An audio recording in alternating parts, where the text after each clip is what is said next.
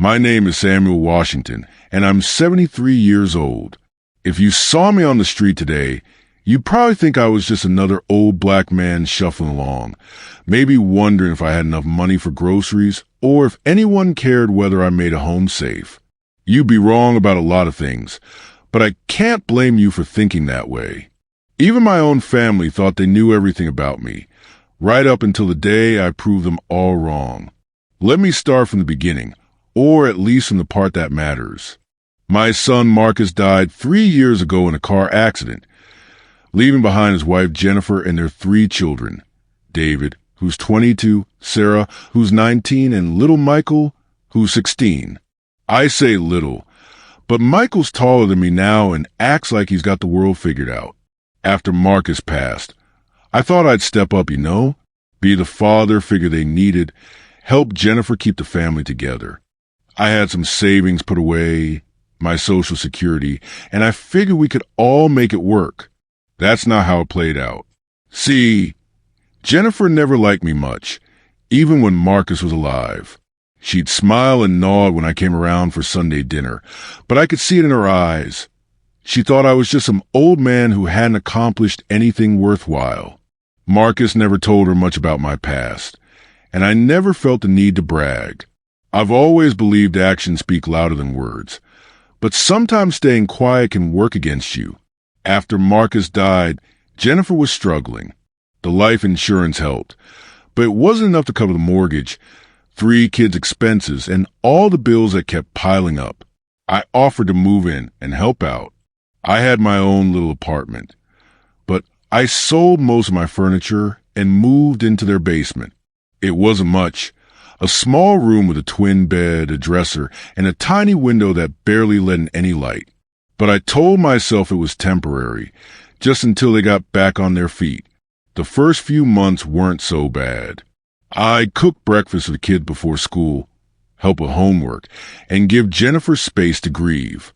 I handed over my Social Security check every month, keeping just a little for myself. I thought I was doing the right thing, being useful, but gradually, things started to change. David was the first one to really show his true colors. He was in his 2nd year of community college, studying business, and he started looking at me like I was some kind of burden. I remember the first time he said something that really cut deep.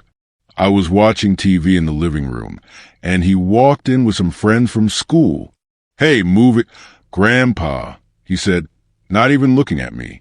"We need to use the TV for a presentation."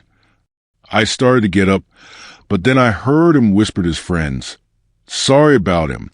He's my dad's father. Doesn't really have anywhere else to go." The way he said it, like I was some stray dog they'd taken out of pity, that hurt more than I expected. But I moved to my room and didn't say anything. Sarah was different, but not better. She was always polite on the surface, but there was this coldness underneath. She'd ask me to do things for her. Laundry, cleaning her room, making her lunch, and I did them because I wanted to help. But she never said thank you, never looked me in the eye. It was like I was invisible help, not family. Michael was just following his older siblings' lead. At 16, he was trying to figure out where he fit in, and apparently treating me like dirt made him feel more grown up. The real problem started about a year ago. Jennifer sat me down one evening and told me things were still tight financially. She said my Social Security wasn't enough, and maybe I should think about getting a part-time job. I was 72 years old, mind you, and I'd worked my whole life. But I said, sure, I'd see what I could find. I ended up getting a job at a local grocery store, bagging groceries and collecting shopping carts from the parking lot. It was hard work for someone my age, especially in the winter, but I did it.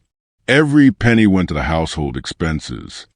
I kept maybe $20 a week for myself, just enough for a cup of coffee sometimes and maybe a sandwich when I was working.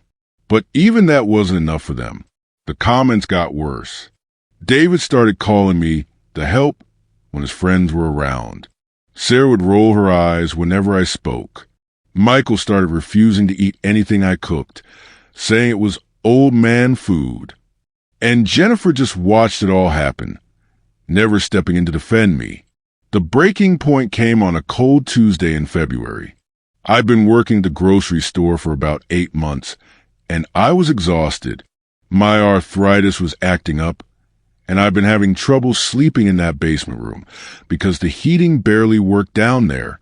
I came home from my shift, my hands numb from collecting carts in the snow, and found the family eating dinner without me. "Oh," Jennifer said when she saw me, "we already ate." There wasn't enough for everyone. I looked at the table. There were dirty plates, leftover food still in the serving dishes, but no plates set for me. They hadn't run out of food. They just hadn't bothered to include me. "That's okay," I said, trying to keep my voice steady. "I'll just make myself something simple." David laughed. "Good thing you're not picky, Grandpa. Maybe some cereal?" That's when Sarah chimed in. "Actually, Mom, didn't you want to talk to Grandpa about something?" Jennifer cleared her throat, looking uncomfortable but determined. "Samuel, we've been talking, and we think it might be time for you to consider other living arrangements. The kids are getting older, they need more space, and this house is really meant for a family." I stared at her. "I am family." "Of course you are," she said quickly, "but you know what I mean. Maybe there's a senior living community or something where you'd be happier. You can make friends your own age." "With what money?" I asked. "I give you everything I make." David leaned back in his chair, smirking. "That's kind of the problem, isn't it? You're not exactly bringing in enough to justify taking up space here." The room went quiet. Even Michael looked a little uncomfortable with how harsh that sounded. But nobody corrected David. Nobody defended me. I went to my room that night and sat on my bed, staring at that tiny window. 73 years old, and I felt more alone than I ever had in my life. My own grandchildren saw me as nothing more than a burden, a charity case they were tired of carrying. That's when I decided it was time to tell them the truth. You see, I'd been keeping a secret for most of my adult life. Back in the late 60s and early 70s, when I was in my 20s, I wasn't just working odd jobs and trying to get by like they assumed. I was writing. I'd always loved stories, ever since I was a kid, and I had this dream of becoming a novelist. I wrote in the evenings, on weekends, whenever I could find time. In 1971, I finished my first novel. It was about a young black man growing up in the South during the Civil Rights Movement, dealing with racism, family expectations, and finding his own path. I sent it to publisher after publisher, getting rejection after rejection. But I kept writing, kept improving. Finally, in 1973, a small publishing house accepted my manuscript. The book didn't sell many copies at first, but it got good reviews. I kept writing, kept publishing. Over the years, I published 12 novels under a pseudonym, Samuel James. I use a pseudonym because I wanted my work to stand on its own merit, without any preconceptions about who I was or where I came from. The thing is, my book started selling, really selling, especially in the last 20 years, as digital books took off and my older titles got rediscovered. I've been getting royalty checks that I deposited into a separate account, never touching the money. I lived simply, saved everything, and never told anyone about my success. Not even Marcus knew the full extent of it. By the time I moved in with Jennifer and the kids, I had over $2 million in that account. $2 million that I never touched because I thought family was more important than money.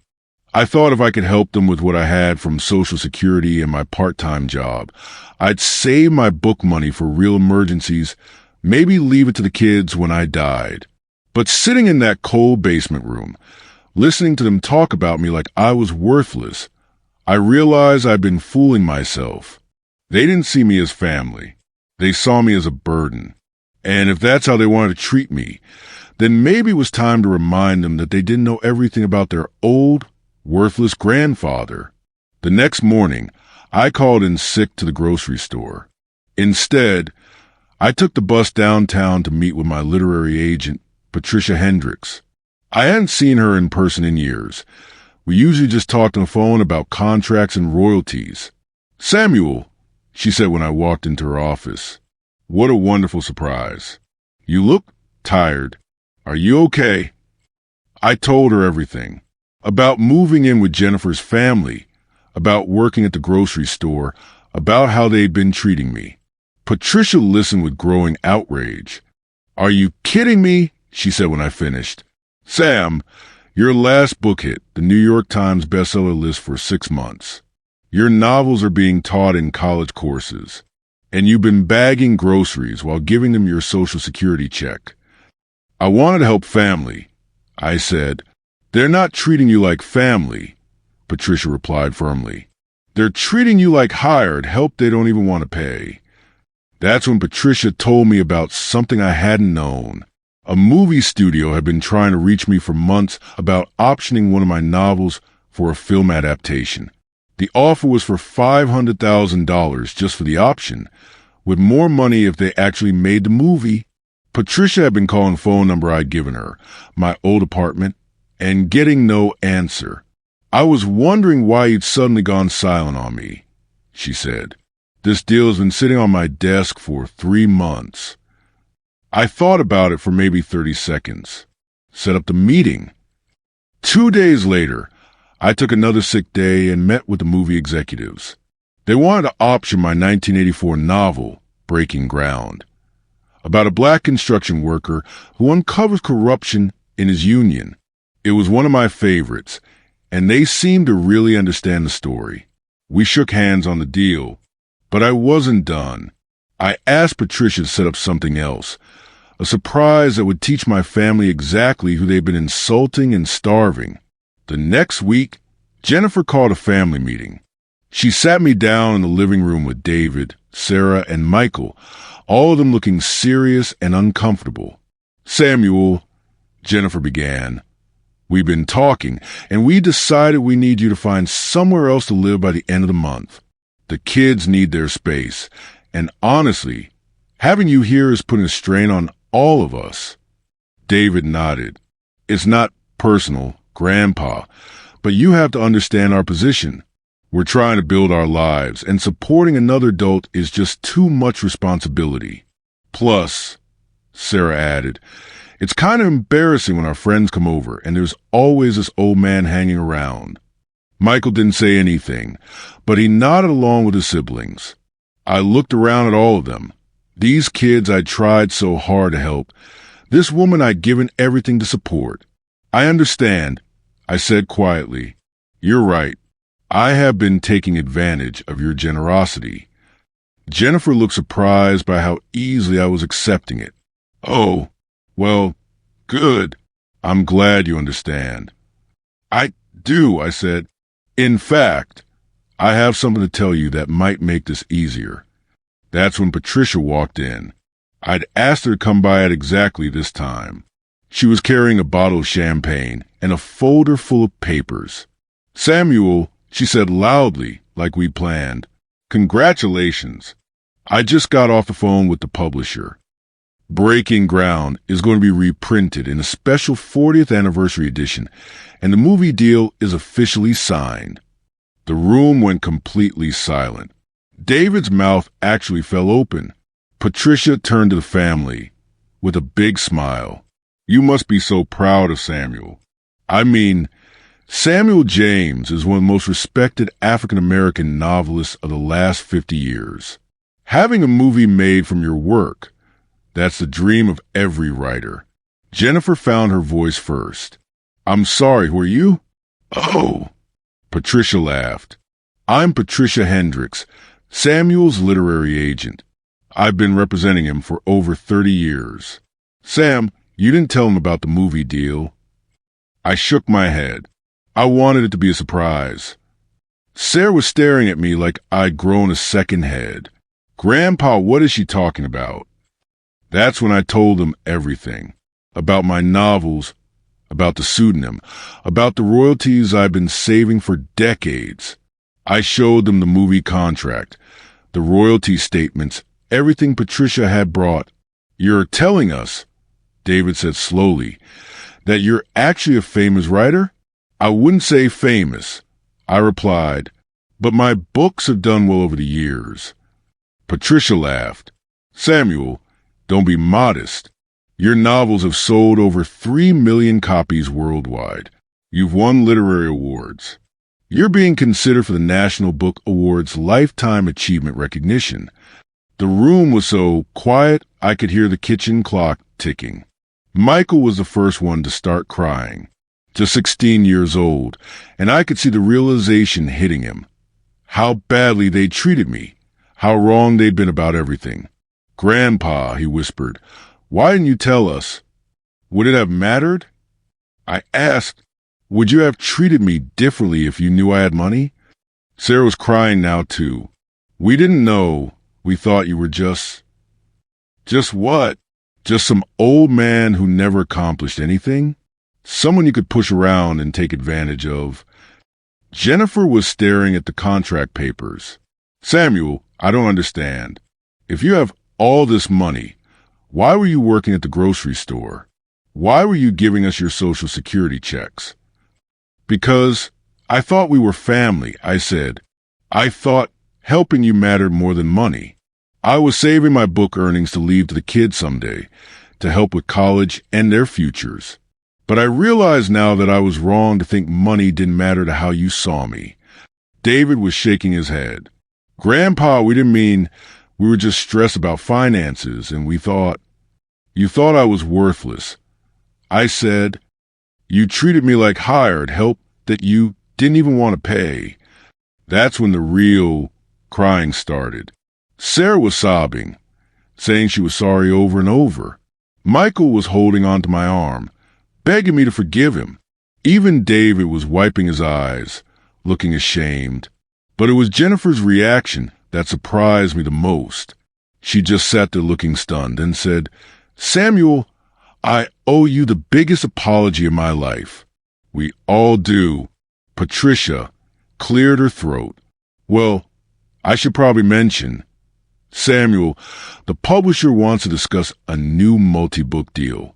And there's already talk of optioning more of your novels after the first movie comes out. I looked around at my family, their faces red from crying, all of them staring at me like they were seeing me for the first time. And maybe they were. Here's what's going to happen, I said. I'm moving out like you asked. I already put a down payment on a nice condo across town. 2 bedrooms, good heating, and a view that doesn't look like a prison cell. Jennifer started to protest. Samuel, no, you don't have to. I held up my hand. I'm not finished. I'm also quitting my job at the grocery store. At 73, I think I've earned the right to retire.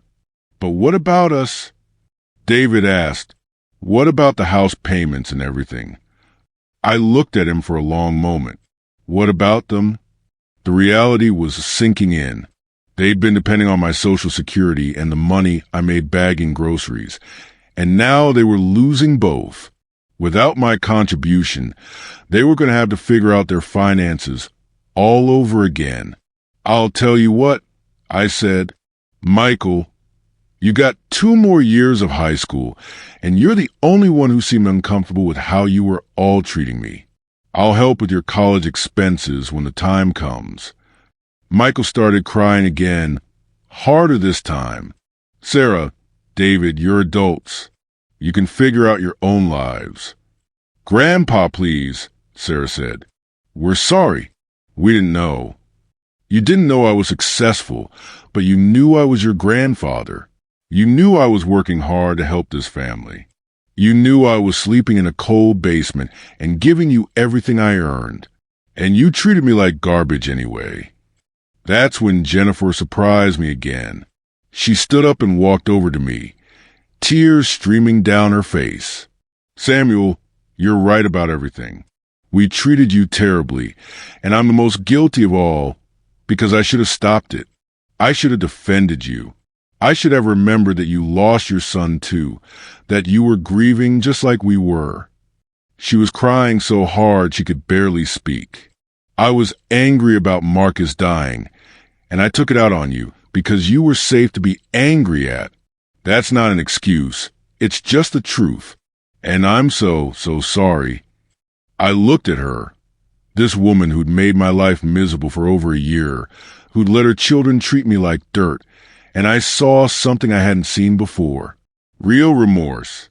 Real understanding of what she'd done. What do you want from me, Jennifer? I want another chance, she said. Not for your money. I don't deserve that, and I don't want it. I want a chance to treat you like family, like the father figure you tried to be for us after Marcus died. I thought about that, about forgiveness and second chances, and whether people can really change. I'm still moving out, I said, but maybe we can try Sunday dinners again. See if we can remember how to be a family. The relief on their faces was something to see. Over the next few months, things did change. I moved into my condo, and it was like a weight lifted off my shoulders. I had space, warmth, and privacy for first time in years. My new book deal came through, and the movie went into production. I even did a few interviews about my work, which felt strange after keeping it secret for so long. The family dynamics changed too. David started visiting regularly, asking about my books, and actually listening to my stories about the publishing world. Sarah helped me set up social media accounts so readers could connect with my work. Michael came over every Sunday to help me cook dinner, and we'd talk about his plans for college and his own interest in writing. Jennifer was different too. She got a better paying job and started managing the household finances more carefully. She stopped seeing me as someone to take advantage of and started treating me like the family patriarch I should have been all along. The movie premiered 8 months later. Breaking ground, got great reviews, and did well at the box office.